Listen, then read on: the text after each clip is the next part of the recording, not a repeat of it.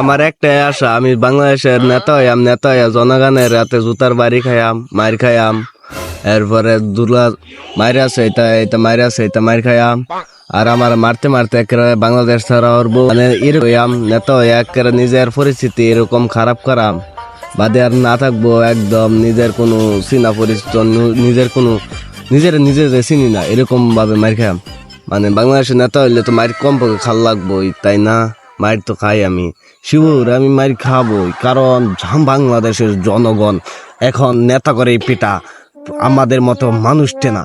কারণ বাংলাদেশের নেতা হইছে সবচেয়ে ভালো মানুষ, এর লিগাই তারে জুতাটা সম্মান করে।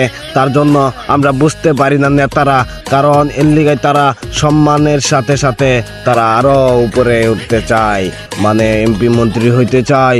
তার জন্য বাংলাদেশের কিছু নেতা হওয়ার জন্য পাগল হয়ে যায়, যেরকম আমি পাগল হয়ে যাচ্ছি জনগণ থেকে নেতা হওয়ার লাগিয়া।